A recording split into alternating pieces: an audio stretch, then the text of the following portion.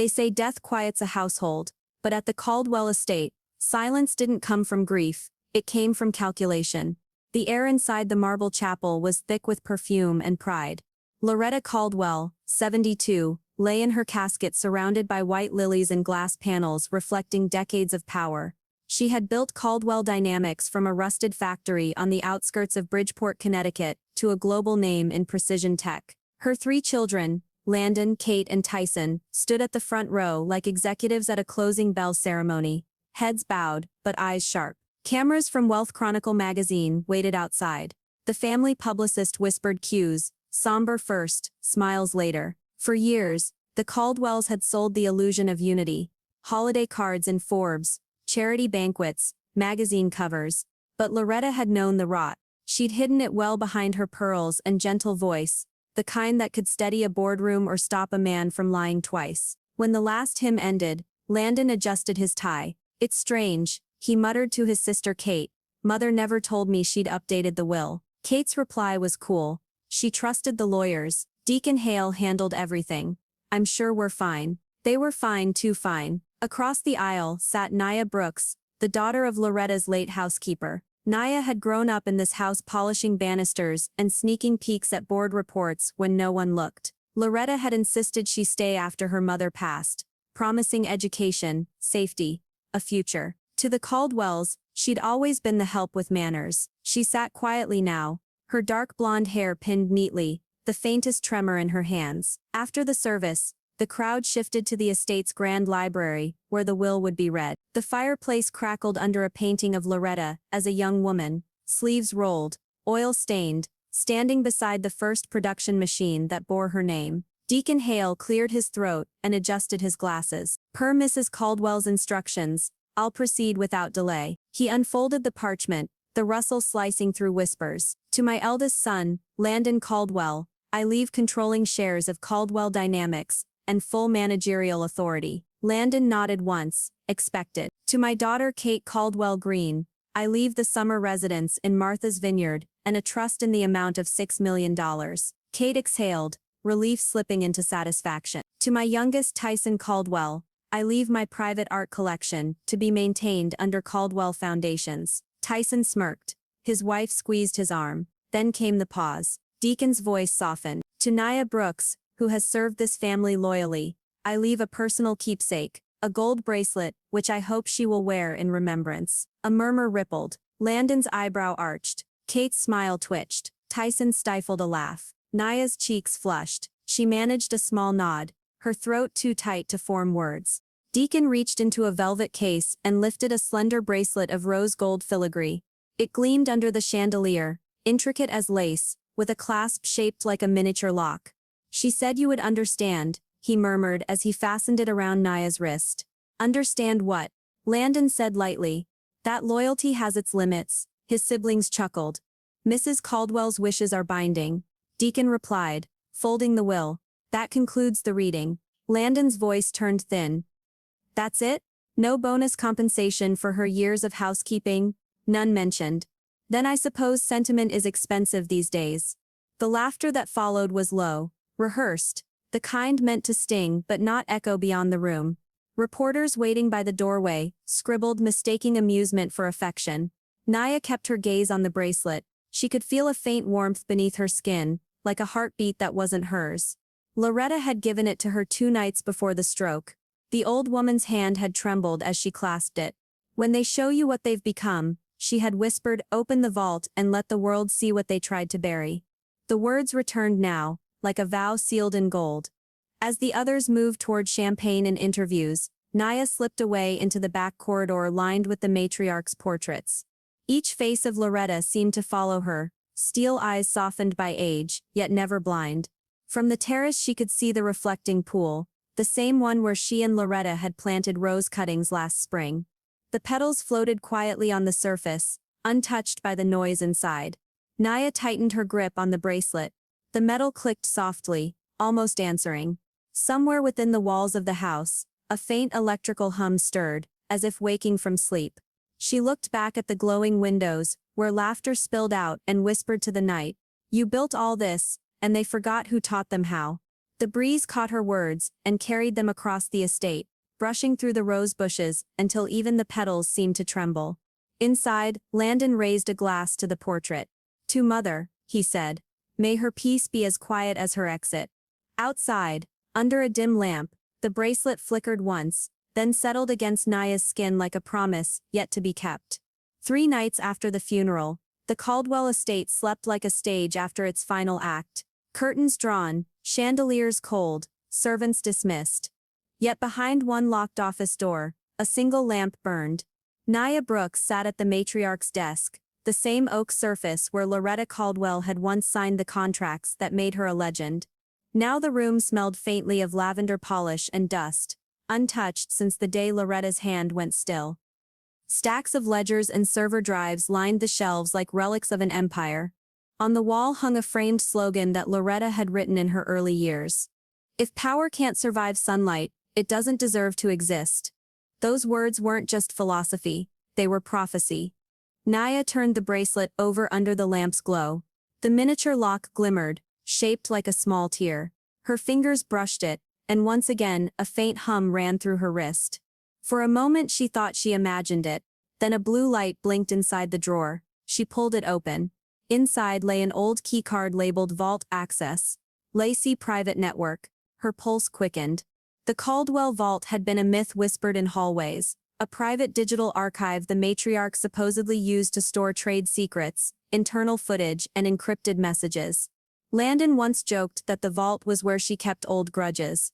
Naya inserted the keycard into Loretta's monitor. The system asked for authentication.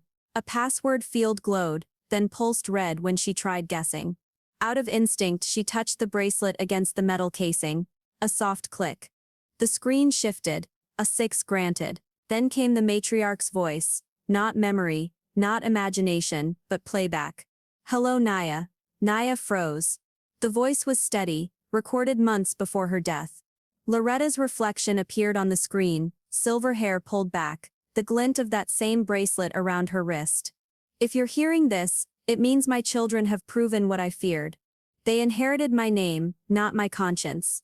The bracelet you wear isn't a trinket, it's the key to the Caldwell Vault, and everything they've buried beneath charity and smiles." Her throat tightened. "What is this?" "Mrs. Caldwell," she whispered to the empty room. Loretta's recording continued. "I trusted you because you know what loyalty looks like when no one applauds. I built this family from dirt. But power has a way of breeding arrogance. When they start selling decency for dividends, you must let the world see what they've done. The vault is yours now. Show them their reflection." The screen flickered. Then folders began appearing one by one, labeled donations, payroll, legal, surveillance. Each carried timestamps, names, and signatures. Naya's trembling fingers opened one. A video filled the screen, footage from the family boardroom. Landon, Kate, and Tyson sat around the table. Their voices were sharp, unfiltered. Landon's tone was smug. "If we reroute pension funds through the foundation, the auditors won't notice." Kate replied, "Mother won't live to see the next quarter. Just clean the ledgers before the memorial." Naya covered her mouth. The matriarch hadn't just built a company. She'd built a net that caught the truth, and every lie they'd told had landed neatly inside it. She spent hours scrolling. Footage from charity galas where donations were pocketed. Audio from phone calls arranging bribes. Even surveillance clips of Tyson mocking factory workers. The same people Loretta had once eaten lunch beside. The humiliation boiled like a quiet fever. At dawn, she closed the laptop and stared at the bracelet. The metal was warm again, pulsing faintly like it remembered her emotions. She realized the bracelet wasn't only a key, it was a transmitter, a bridge between her and the matriarch's private servers. She whispered, "You didn't just give me proof, you gave me a weapon." That morning, the heirs arrived to sign estate transition papers. Naya watched them from the staircase as they joked with the legal team. Landon leaned over to Deacon Hale. "We'll rename the product line, Loretta Tech, Sentiment Cells. Even dead, she'll keep paying our bills." Naya's nails dug into her palm. The disrespect clawed through her chest. After the meeting, she approached the old butler, Emmett, the only remaining loyal servant. "Do you remember if Mrs. Caldwell ever mentioned the vault?" His eyes darted. "Only once," he said softly. She told me, one day, they'll open their own graves with their greed. The vault will only mirror what they already are. That evening, Naya sat by the window, staring at the bracelet. She had two choices: walk away or let the matriarch's last wish speak through her.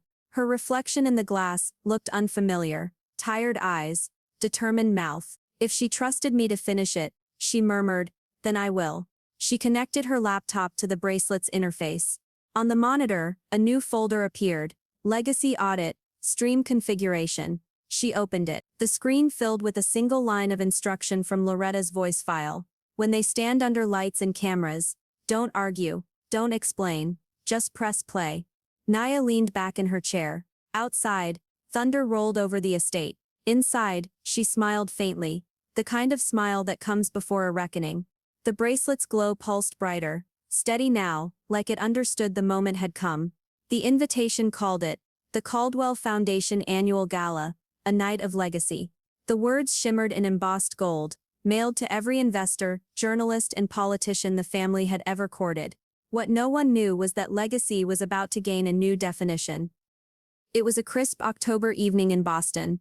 The ballroom of the Grand Regency Hotel gleamed like a cathedral of wealth, crystal chandeliers dripping light onto marble floors, champagne flutes clinking beneath the echo of laughter that sounded rehearsed. Cameramen adjusted tripods. The air hummed with curated grace. At the center of it all stood Landon Caldwell, the eldest heir, 43 years old, and styled like money had never told him no.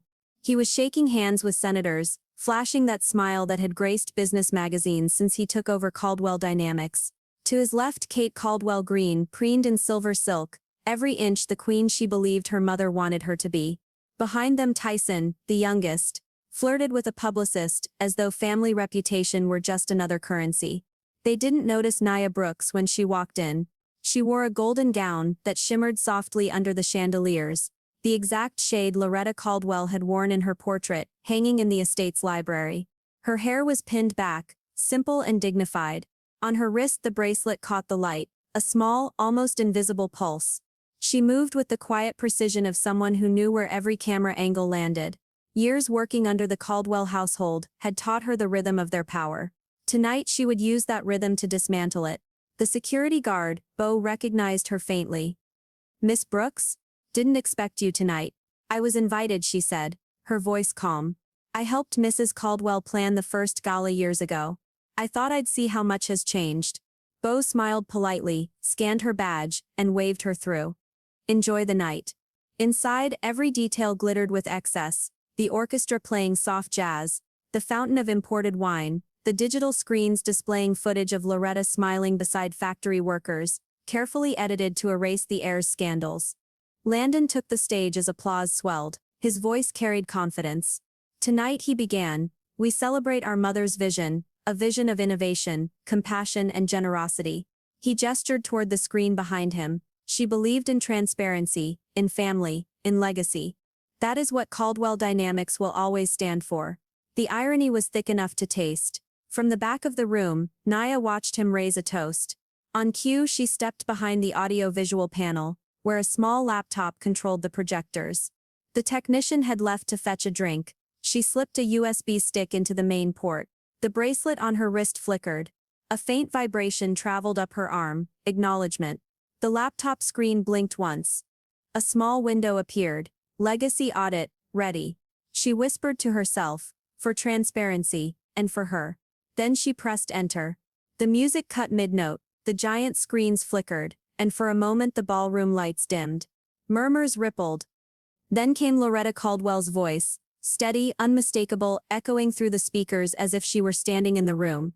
"To my children," the matriarch's voice said, "you inherited my name, not my character." A hush fell. Landon froze mid-toast, his glass hovering. "I built this empire with my hands, my heart, and my faith. And yet I watched greed erode everything I stood for. Tonight you will see what you've turned my legacy into." The room gasped as the screens changed. Footage rolled, real surveillance recordings, time-stamped and watermarked with Caldwell Dynamics seal. Landon's voice played first. "Divert the funds. No one checks the charity accounts anyway." Kate's image appeared next. "Let them fire the staff quietly. Tell the press it's restructuring." Then Tyson, "Workers always complain. Cut their pay, Who's going to stop us? The crowd erupted in disbelief. Gasps, whispers, cell phones lifted to record. Donors looked toward one another in horror. Landon shouted, "Shut this off," but his voice was drowned out by another clip. Him again, mocking his mother's failing health. The humiliation was surgical, designed by the matriarch herself. Every lie, every insult, every betrayal played under chandeliers that now seemed to swing with judgment. Security rushed toward the projector. Naya turned slightly, the bracelet pulsing like a heart about to burst. When they reached the console, the technician's laptop flashed a new message. Live stream enabled. Global mirror active. No button could stop it. The feed wasn't local. It had already been mirrored across cloud servers. Reporters who had come for glamour began broadcasting the chaos. Social media lit up. #Caldwell Legacy trended within minutes. Kate's hands shook. "This is defamation," she screamed. But the matriarch's voice returned once more, calm and absolute. The matriarch died quietly. Her bracelet didn't. It streamed every secret they tried to bury. The sentence struck like scripture. In that moment, every camera in the room turned toward Naya. Her face remained expressionless, her eyes bright with tears she refused to shed. She walked slowly toward the exit as the room broke into shouts. Investors demanding answers. Guests scrambling to leave. The heirs clawing at their microphones. The screens above them continued to play their own downfall in loops, the sound echoing like thunder in a church. Outside the ballroom doors, Naya paused beneath the chandeliers, their light fractured across the marble floor. Behind her the empire burned, politely, elegantly, in the only fire pride can't contain, truth made public. She whispered almost lovingly, "Rest now, Loretta. They finally heard you." And as she stepped into the cold Boston night, the bracelet dimmed, its pulse fading into silence, its purpose fulfilled. The fallout began before the last guest left the ballroom. Cameras once meant for glossy magazine spreads now captured chaos, security guards blocking exits, guests whispering into phones, and the Caldwell heirs trying desperately to compose themselves under a storm of flashbulbs.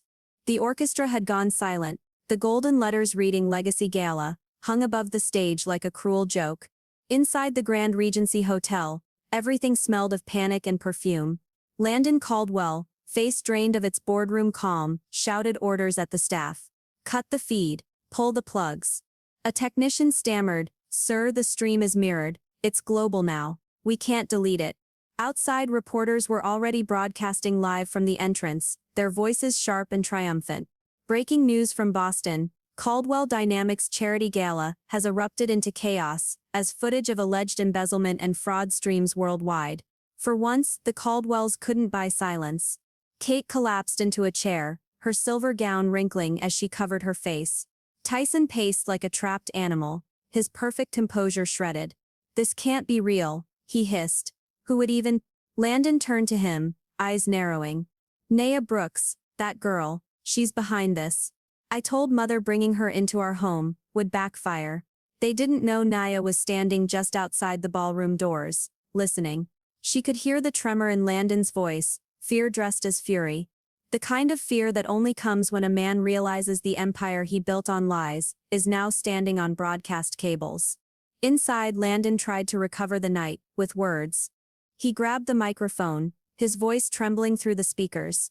"Ladies and gentlemen, my family is under attack by fabricated evidence," but the projector interrupted him. The bracelet still active on Naya's wrist outside, pulsed once. The screens inside flickered back to life, and Loretta Caldwell's voice, recorded long before she died, echoed through the room again. "Landon, if you're speaking, stop lying. You told me once that integrity was a luxury. I told you it was the only thing that doesn't depreciate. You never listened." Gasps filled the hall. The crowd turned toward him, eyes narrowing, cameras flashing like lightning. Landon's voice cracked. "She no edit it, that's not." But the screen didn't care.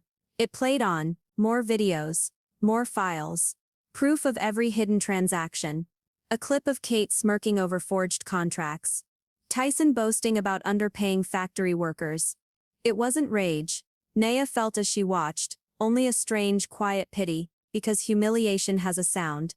It's the sound of laughter dying in someone's throat. The hotel lobby had turned into a press camp. Reporters surrounded guests as they left, microphones thrust forward. "Did you know about the fraud?" Were you aware the charity funds were diverted? One investor muttered. They fooled us all before slamming his car door and speeding away. When Naya finally stepped inside, the ballroom smelled of panic and sweat. Glasses of untouched champagne stood like relics of arrogance. Landon spun toward her. You? His voice broke like glass. You think this makes you righteous? You're a maid with a grudge. You'll drown in the same mud you dug up. Naya didn't answer. She looked at him calmly, her tone steady. Your mother wanted you to remember what dignity feels like. Since you couldn't, she left it with me. She turned to leave, but Landon grabbed her wrist. You'll regret this, I swear. The bracelet glowed, casting gold light across his trembling hand. Then the projector screen changed one last time. Loretta's face appeared again, this time older, her eyes soft but unflinching. Landon Caldwell, she said. If you ever raise your voice at the woman who kept this family decent, the world will see what kind of man you truly are. A new video appeared. Footage of Landon berating factory workers, screaming at accountants, shoving a secretary. His cruelty filled the room, echoing louder than any orchestra could. The crowd didn't gasp. This time, they stared, some in disgust, some in pity. And Landon's hand dropped from Naya's wrist, as though he'd been burned. Police sirens wailed outside the hotel. Within minutes, 2 officers entered, followed by men in dark suits from the Financial Crimes Bureau. Landon Caldwell, one announced. You're under arrest for corporate fraud, tax evasion and obstruction of justice. Tyson Caldwell, you'll come with us for questioning. The humiliation was complete. The press cameras caught it all, handcuffs glinting under the chandeliers that once reflected wealth. Kate sobbing quietly. Tyson shouting about family privacy. Through it all, Naya stood motionless, tears forming in her eyes, but never falling. She wasn't proud, she wasn't triumphant, she was simply done. As they led the heirs away, the lead officer paused. Ma'am, you'll need to accompany us to verify the evidence chain. I will, she said softly. It's hers, it's all hers. When she stepped outside, the night air was sharp and cool, carrying the scent of rain and exhaust. Reporters surged forward, shouting questions. Miss Brooks, how did you unlock the vault? Did Mrs. Caldwell plan this before she passed? Are you the ghost heiress everyone's talking about? She stopped at the top of the marble steps, the flashing lights painting her in blue and white. No comment, she said quietly. Let the truth do the talking. For the first time in years, her voice didn't shake. Behind her, through the glass doors, the Caldwell crest glimmered faintly on the ballroom wall, and beneath it, the projector still looped Loretta's final line. The matriarch died quietly. Her bracelet didn't, it streamed every secret they tried to bury. The next morning, the footage dominated every news cycle. Investors withdrew. The company's board dissolved. The Caldwell's once pristine image crumbled in public view. But while the world devoured their downfall, Naya returned to the estate and sat alone in Loretta's study. The bracelet lay on the desk, silent now, its duty fulfilled. She whispered into the quiet room, they wanted legacy. You gave them honesty. Then she closed her eyes, and let the silence fall, not heavy this time, but peaceful.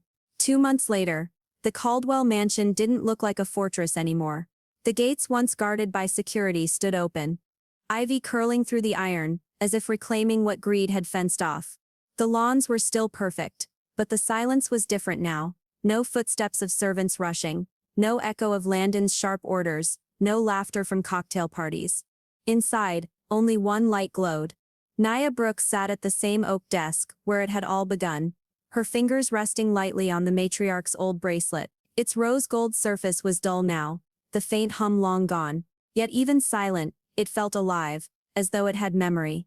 Across from her sat Deacon Hale, the family lawyer, older and wearier than before. The scandal had aged him 10 years in 2 months. You've read the court's decision, he asked. Yes, Naya said softly. The assets have been liquidated. The workers' pension fund is restored. The board members who turned blind eyes, they've resigned. Deacon nodded. And the estate? She looked around the grand study, the velvet drapes, the crystal vases, the portrait of Loretta Caldwell staring down with quiet grace. It doesn't belong to me, she said. It belongs to her story, and that story isn't meant to stay trapped behind walls. Deacon slid an envelope across the desk. The seal was deep red wax, pressed with the Caldwell crest. Before she died, Mrs. Caldwell left this for you. She said it wasn't to be opened until everything was over. Naya hesitated, then broke the seal. Inside was a single handwritten letter. Loretta's penmanship was steady, elegant, and familiar. My dearest Naya, if this reaches you, then truth has already spoken for me. I didn't raise children, I raised heirs, who mistook my kindness for weakness. I spent my last years wondering if the values I built this company upon would die with me. You proved they won't. You understood what family means, not blood, but honor. You saw that love without accountability is just indulgence, and forgiveness without truth is permission. For that you have my legacy. The company, the estate, and the rights to the broadcast are yours. Use them not for power, but for restoration. Remember, integrity is the only inheritance that grows with use. With love, Loretta Caldwell. The letter slipped from Naya's hands. She sat motionless for a long time, staring at the words that now rewrote her life. Deacon's voice was quiet. The transfer is already official. Legally, you're the sole executor and beneficiary. Caldwell Dynamics is in your name. For the first time since the funeral, Naya didn't feel anger or even triumph. She felt something rarer, peace. She folded the letter carefully and stood. I won't keep the company, she said. It's going to become what she wanted it to be, transparent. Open, for everyone. Deacon blinked. You mean? I mean I'm turning the vault into a public ethics archive. Every file, every confession, every record stays open. If power can't survive sunlight, then it never deserved to exist. He nodded slowly, a faint smile forming. She'd be proud. She already is, Naya whispered. The following week, the story hit every headline again, but this time not as a scandal. It was a rebirth. The ghost heiress rebuilds legacy through public trust archive. Caldwell Dynamics to become the Caldwell Foundation for corporate transparency. Reporters lined up outside the old estate as Naya made her first and only public statement. Standing on the same marble steps where Landon had once given hollow speeches, she spoke into the microphones. Loretta Caldwell believed the truth shouldn't be a weapon. It should be a mirror. Tonight that mirror belongs to the world. Applause rose, not from society elites, but from the former workers who had gathered outside the gates, many of them wearing factory uniforms. Some wept quietly. For them, justice wasn't abstract. It was visible. In the months that followed, the Caldwell Transparency Archive became a global reference, a digital museum of accountability. University students studied it. Whistleblowers found courage in it. But Naya remained private, refusing interviews or fame. She sold the mansion to fund scholarships for young women in tech, particularly those from working-class families like her mother once was. The portrait of Loretta Caldwell was donated to the Smithsonian's Women Who Built America exhibit, and beneath it a small plaque read, "The matriarch died quietly. Her bracelet didn't. It streamed every secret they tried to bury." On a spring morning, Naya visited the newly opened Caldwell Legacy Museum, built on the old factory site. Inside a glass case, under soft light, lay the bracelet, polished, serene. A small inscription beneath it read, "Truth is the only inheritance that multiplies when shared." She smiled faintly, whispering, "You were right, Loretta. Sunlight doesn't destroy, it heals." Behind her, children on a school tour walked through the exhibits, their teacher explaining who Loretta Caldwell was. Naya watched them pause at the display of the bracelet, their eyes wide with curiosity. One little girl pointed and asked, "Miss, did it really save her?" The teacher smiled. "No, sweetheart, it didn't save her, it reminded the world she didn't need saving." Outside, the sky over Bridgeport glowed pale gold, the kind of light Loretta used to call honest daylight. Naya stepped into it, her hands free now, the weight of the bracelet gone, but its meaning stitched forever into her pulse. And as she walked away from the building that bore the Caldwell name, she could almost hear Loretta's voice carried on the wind, steady, amused, and proud. Some legacies are written in marble, others in metal. Ours was written in truth.